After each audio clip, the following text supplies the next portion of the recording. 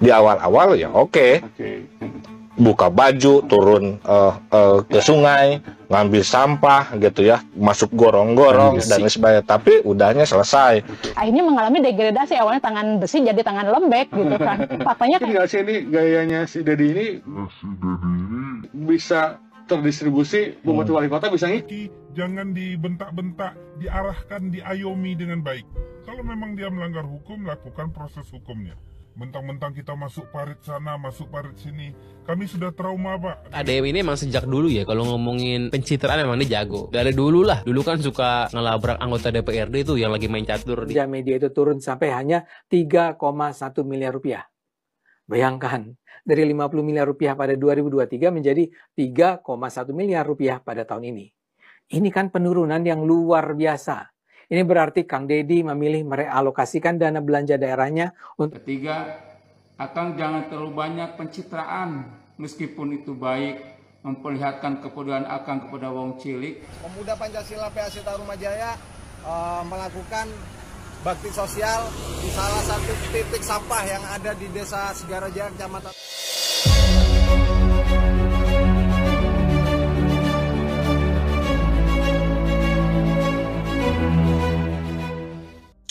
Halo guys, selamat datang kembali di channel Dani TV. Terima kasih buat kalian yang sudah klik video ini. Setelah ramai kemarin Grip Jaya tentang KDM untuk berdiskusi secara bareng, dan kini banyak sekali yang bermunculan ya mengkritisi dengan kebijakan KDM turun ke lapangan atau bersih-bersih di Solokan. Mungkin ya kehadiran gubernur turun langsung ke lapangan menemui rakyat menunjukkan komitmen ya pemerintah untuk tidak hanya mengidentifikasi masalah ya, tapi juga mencari solusi yang konkret ya. Tapi dibalik semua itu banyak bermunculan mengkritik kinerja KDM ya, padahal sudah disampaikan ya. Memang harus segera dimulai dengan contoh, kalau tidak turun, tidak dicontohi, tidak akan selesai ya. Atau memakai metodologi demokrasi, pendekatan formal, jenjang dan terstruktur perlu waktu yang panjang dan lama ya. Dan Kang Deddy Mulyadi juga ingin menempuh hal itu dengan cepat, tidak terlalu rumit dan tepat sasaran. Dan Kang Deddy Mulyadi sampaikan ingin melakukan kecepatan bukan hanya birokrasi saja, tapi kerja sosial memenuhi keinginan psikologi publik ya, agar semua bisa menjalankan haknya dan kewajiban secara baik. Ya seperti apa videonya, kita langsung cek videonya. Demol ini kan belum 100 hari juga belum, tetapi gebrakannya sungguh luar biasa. Itu saya cukup mengapresiasi. Bisa dikatakan lah, apa yang dilakukan itu adalah upaya tangan besi. Mau dikatakan otoriter atau kayak gimana, tapi jujur ya, Indonesia itu harus dipimpin oleh orang-orang yang tangan besi. Dalam arti kebijakan yang tidak ada kompromi. Di Jawa Barat, baik zaman Aher gitu, zaman RK gitu kan. Awal-awal itu emang mereka tuh kayak memberikan angin segar, tapi kan kesininya akhirnya mereka banyak komprominya juga, akhirnya tidak tangan besi gitu. Di awal-awal ya oke. Buka baju, turun ke sungai, ngambil sampah gitu ya, masuk gorong-gorong dan lain sebagainya. Tapi udahnya selesai. Kacau lagi, Kang. Kita bisa lihat setelah misal Puncak, setelah Lembang, terus juga menertibkan penataan ruang di sepadan sungai gitu ya, sampah. Ke depan seperti apa sikapnya, kita perlu tahu tuh kan gitu. Meskipun dari upaya yang sudah baik itu juga belum ada transparansi yang baik. Apa kelanjutannya, next what? Potret pemerintahan di Indonesia gitu dari yang sebelumnya akhirnya mengalami degradasi, awalnya tangan besi jadi tangan lembek gitu kan. Faktanya kayak gitu. Kita mengalami krisis identitas terkait kefiguran sosok pemimpin di Indonesia. Kita nggak bisa ngandelin hanya dari Mulyadi sendiri doang ya kan? Ada distribution of power di situ. Ada Bupati Wali Kota, kira-kira menurut Bu Rapi mungkin nggak sih ini gayanya si Deddy ini bisa terdistribusi, Bupati Wali Kota bisa ngikut gitu loh. Tetap fungsi kontrolnya juga ada di gubernur. 32 proyek strategis nasional itu harusnya menciptakan lapangan pekerjaan yang sangat luas. Lingkungan rusak, rakyatnya masih miskin, Kang. Nah ini yang harus dipikirkan oleh Kang DM ya. Jangan takut, terus lakukan gitu ya. Hal tersebut itu butuh kepemimpinan yang seberani apa yang sudah dilakukan Kang Deddy. Meskipun saya belum meyakini secara 100%. Deddy Mulyadi, Gubernur Jawa Barat, sepak terjangnya di medsosnya, di-share begitu dia marah-marah ke sana ke sini, memarahi masyarakat, dianggap salah, dianggap ini. Saya rasa cara-cara tersebut tidak menunjukkan kebijaksanaan. Dengan tidak membentak-bentak orang, dengan tidak memaki-maki orang gitu. Seakan-akan kita lah yang paling hebat, bentang-bentang kita sedang berkuasa. Jika ada yang betul-betul salah, beritahu dengan baik. Kalau memang itu melanggar hukum, lakukan proses hukumnya. Karena kita di bangsa Indonesia ini dimanapun berhak hidup. Jadi kalau semua masyarakat dianggap salah, kemudian apa solusinya oleh pemerintah? Jangan dimaki-maki, jangan dibentak-bentak, diarahkan, diayomi dengan baik. Kalau memang dia melanggar hukum, lakukan proses hukumnya. Mentang-mentang kita masuk parit sana, masuk parit sini. Kami sudah trauma, Pak, dengan hal-hal yang seperti ini. Karena dulu beberapa 10 tahun yang lalu ada juga orang yang melakukan seperti itu. Tapi kebijakannya tidak pro. Banyak yang melukai. Malahan banyak untuk kepentingan pribadi dan kelompoknya gitu. Masuk parit juga dulu, ini segala macamnya. Kita trauma. Masuk-masuk parit ini, marah-marah ini gitu.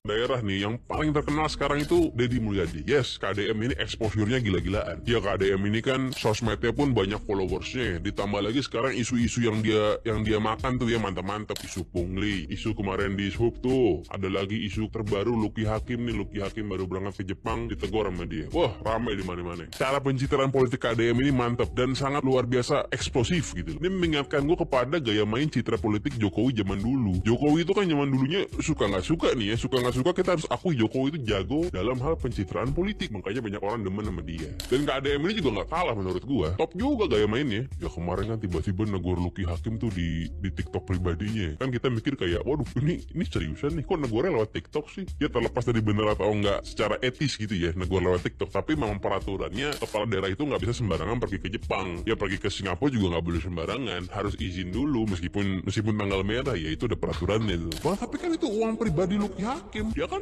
bukan pakai uang negara, ya bener, uangnya halal, alhamdulillah. Tapi kan tetap peraturannya mesti izin dulu. Ya KDM ini emang sejak dulu ya, kalau ngomongin pencitraan emang dia jago. Dari dulu lah, dulu kan suka ngelabrak anggota DPRD tuh yang lagi main catur di kantor DPRD, itu lucu tuh. Parah ini anggota DPRD nih, pengawasannya catur.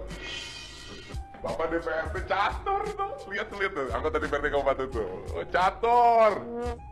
Aduh. Dia jago tuh mengemas kontennya, menurut gue bahkan lebih jago dibanding Jokowi ya. Jadi sebenarnya nggak heran kalau misalnya 2034 tiba-tiba Gerindra nyapresin Deddy Mulyadi, ya nggak heran. Cuma kalau dibilang apakah nanti gue pribadi mau nyoblos KDM 2034 misalnya nyapres, ya belum tahu sih. Tapi ya gue harap pencitraannya ini emang selaras dengan kinerjanya gitu ya. Ya jangan pencitraan doang lah. Kita kan pengennya pencitraan bagus, kinerja juga oke. Seperti saya katakan, saya baru saja mendapat informasi tentang pengeluaran belanja media pemerintah Jawa Barat. Saya akan bandingkan dengan tahun-tahun sebelumnya. Pada 2021, belanja media Jawa Barat adalah 34,7 miliar rupiah. Tahun 2022 naik jadi 43,1 miliar rupiah. Ini kembali naik menjadi hampir 50 miliar rupiah pada 2023. Itu semua adalah masa Jawa Barat dipimpin Ridwan Kamil. Pada 2024, Ridwan diganti pejabat gubernur B. Mahmudin. Pada 2024 itu belanja media turun jadi 19,9 miliar rupiah.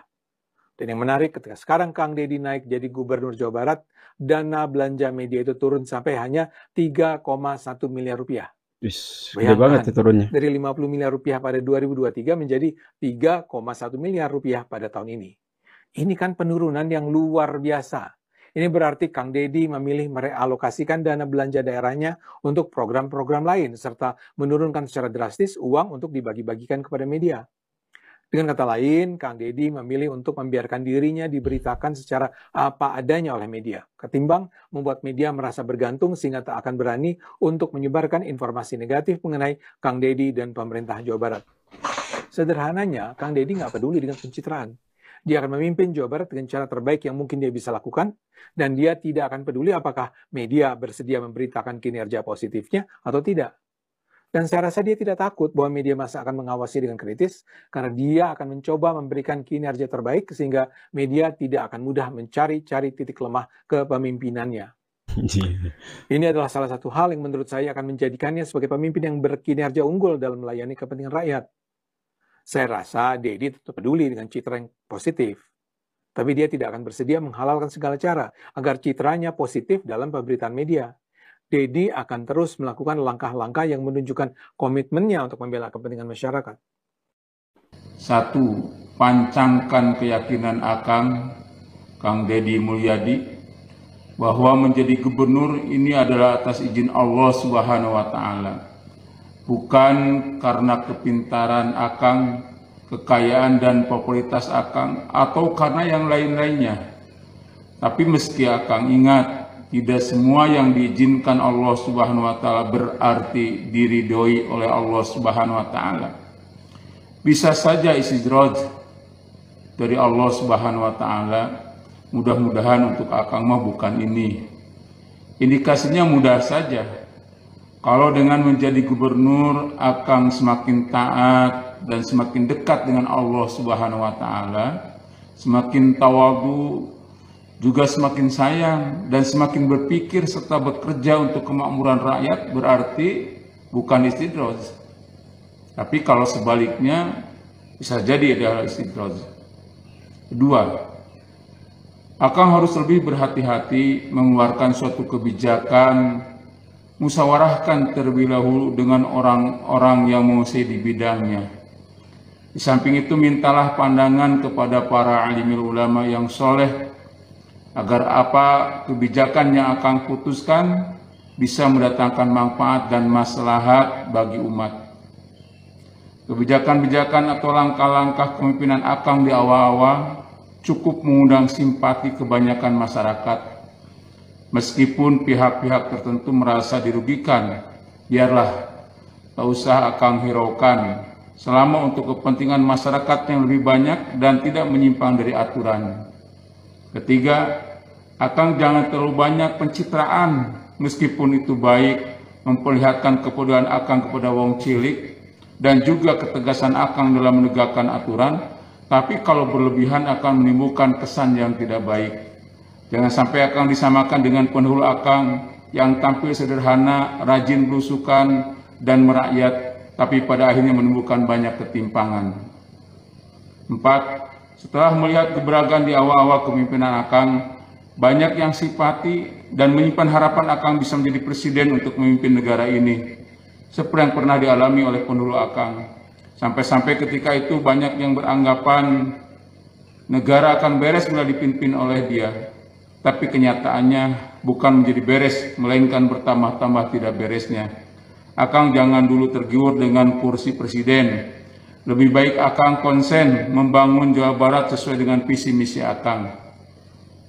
5. Tidak ada salahnya apabila saya yang doib ini menganjurkan Akang untuk lebih memperdalam Islam, agama yang Akang anut dari sumber-sumber yang muktamad, dan berusaha semaksimal mungkin Akang menerapkannya dalam menjalankan kepemimpinan Akang sebagai gubernur.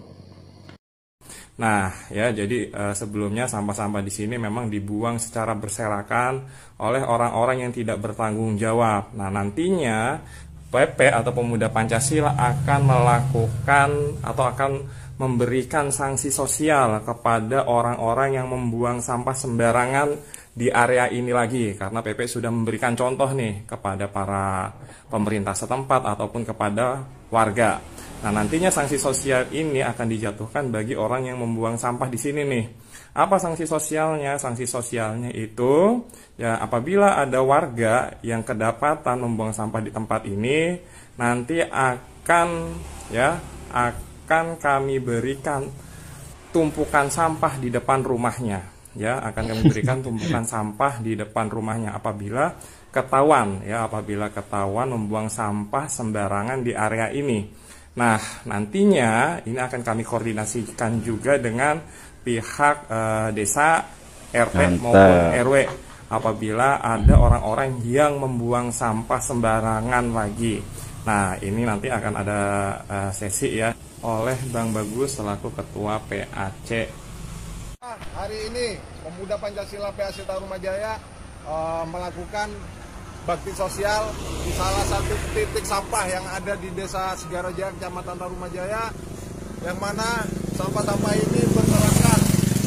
Kami mengajak seluruh masyarakat Tarumajaya agar sadar terhadap lingkungan, tidak lagi membuang sampah di pinggir jalan, atau sampah dibuang sembarangan. Untuk pemerintah, baik Kecamatan Tarumajaya maupun Kabupaten Bekasi, mohon difasilitasi. Persoalan sampah ini memang seperti telur ayam. Kata masyarakatnya, pemerintah nggak memfasilitasi, sementara pemerintah bilang masyarakat tidak punya kesadaran. Kalau semua saling menyalahkan, kapan lagi akan terselesaikan persoalan sampah yang ada di titik-titik pinggir jalan yang ada di setiap kecamatan seluruh Kabupaten Bekasi. Ayo kita mulai dari sekarang, tingkatkan kesadaran, masyarakat semua saling support, yang lagi ada membuang sampah di pinggir jalan dimanapun itu tempatnya. Terima kasih. Assalamualaikum warahmatullahi wabarakatuh. Mantap. Pancasila, Pancasila, Pancasila, merdeka, merdeka, kali layar terkembang. Di negeri ini kritik adalah vitamin demokrasi. Tapi seperti halnya vitamin, jika dosisnya keliru, yang terjadi bukan kesehatan, tapi keracunan. Ketika seorang pemimpin bertindak menata ulang wilayah yang semrawut, selalu ada suara-suara nyaring yang bermunculan.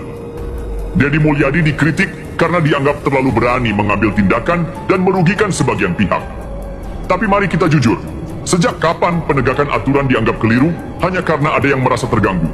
Benar. Jika setiap penertiban harus menunggu semua orang merasa senang, maka jangan harap perubahan itu akan terjadi. Mari kita luruskan logikanya sebelum semakin melenceng dari rel argumentasi.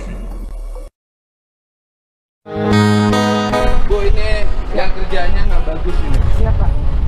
Ya, ini bagian siapa trotoar ini? Bisa kita Pak. Terus? Biasanya kita, tapi kita juga kerjasama sama yang Taladun juga Pak. Gedung Pakuan loh. Siap. Trotoarnya kayak gini. Sampah ini bagian siapa sampah-sampah? Bandung Pak, RW Pak. Enggak, yang petugas penyapunya ada enggak? Yang RW biasanya. Kalau kita hanya sekitar ini aja Pak. Ya, enggak, ini kan bekas kegiatan malam. Iya siap Pak. Sok, anak-anak kita cukup enggak? Siap, cukup. Sok. Nah, sok, minta itu coba minta anak yang di Gedung Pakuan. Siap Pak.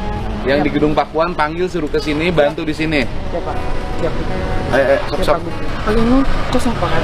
Bukan kan di bawahnya ada. Siapa di Pak bawahnya? Agus. Agusnya di mana sekarang? Di Gedung Sate Pak. Hah? Agusnya suka ke sini enggak? Kadang di Coba kontrol, telepon Pak. Agusnya suruh ke sini, bawa penyapu Gedung Sate bersihkan. Siap. Malu. Siap Pak.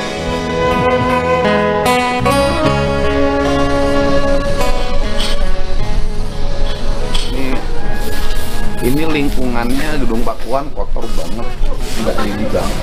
Itu para penyapu yang di Gedung Sate, seluruh semuanya ke Gedung Pakuan ya, bawa alat-alatnya lengkap ya. Para penyapu di sana sudah ke sini. Ya. Jadi problem lingkungan kita seperti ini. Ini di depan, ini samping gedung. Ini gedung loh, gedung rumah dinas gubernur. Nah, saya kan baru turun untuk menganalisis lingkungan baru sekarang. Ini samping rumah dinas gubernur. Ya. Nanti siang ini mau saya sulap, mau saya rapikan. Sulap langsung ya. Ya, Pak RW ya. Pak RW yang depan Gedung Pakuan itu sampingnya masih wilayahnya Pak RW. Kotor Pak RW. Pisan kotor nage. Nanti kita rapihin Pak. Ayo, sapu sing bersih. Ayo, di luar pakai sapu nyere. Di dia tuh bukan sapu nyere nggak punya. Nah, coba disibuk koordinatornya, biar ibu-ibu di sini pada nyapu semuanya. Ya, ini beli sapu nyere 500 ribuan. Nah, sapu nyere sama pengki. Nanti beli biar warga di sini punya sapu semuanya di jalan bersih ya. Ya, belakang rumah Pak Deddy harus bersih. Tidak boleh kotor. Ayo, gini. Oke, itu langkung. Enggak. Gini. Jadi saya kasih 1.500.000 beli sapu, yang 500 nanti untuk ngaliwat ibu-ibu. Tapi gang ini semuanya harus bersih. Manfaatnya buat siapa? Iya. Kali buat beli peda. Wah, oke. Kira sabu, beli sabu sekarang ya. Ayam foto, Pak. Ini yang kebakarannya. Iya. Kayak sebentar Bu, di mana-mana yang pakai alis mah dihalis. Nggak ada gua pakai halis di bibir gua. Ibu teh kamarnya disewain. Iya. Ada berapa kamar? Nih di bawah 3. 1, 2 kamar. Dapat sewaannya berapa? 100.000 per hari. Ini masih belum. Ini kan di. Oh ini. Sebulan dapat berapa Ibu? Harian seminggu teh ada, seminggu teh 200. Terus? Emang cukup untuk biaya hidup? Ya terus ada syukur, nggak ada ya kan sabar. Tapi makan mah cukup aja. Iya. Ini Ibu teh hebat dengan cara berpikirnya. Habis perbaikan habis berapa? Ya itu lumayan aja zaman sekarang.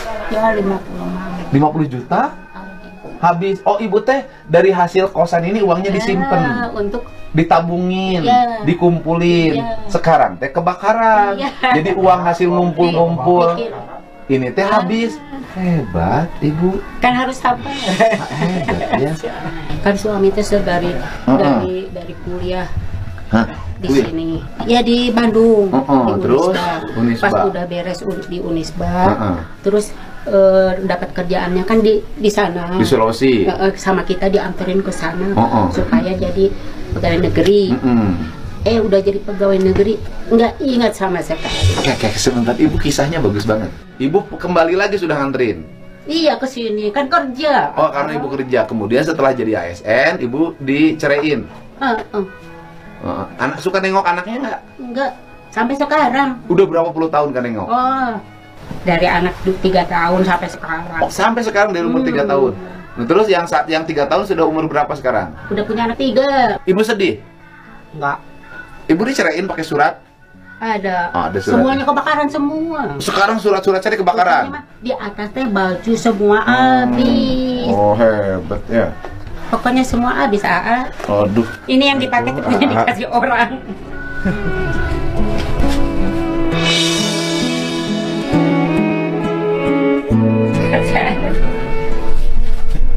Buat Ibu yang di rumah. Alhamdulillah. Ya. Semangat lagi. Udah. Ya, udah Ibu. Terima kasih. Satu nuhun ya, sabar. Semangat lagi. Nanti rumahnya selesai. Terima kasih. Diperbaiki lagi ya. Gitu. Ini berapa tahun lagi? Nggak tahu, Ini yang buat yang ini. Nih ya, buat yang ini. Buat yang bayar kuliah ini. Terima kasih. Nah, itu buat disimpan. Iya. Ya kan sisain. Ini cukup untuk beresin ini. Insya Allah. Ini buat simpan lagi. Ganti yang maksa ya. Sabar Bu. Makasih. Nuhun ya. Nuhun.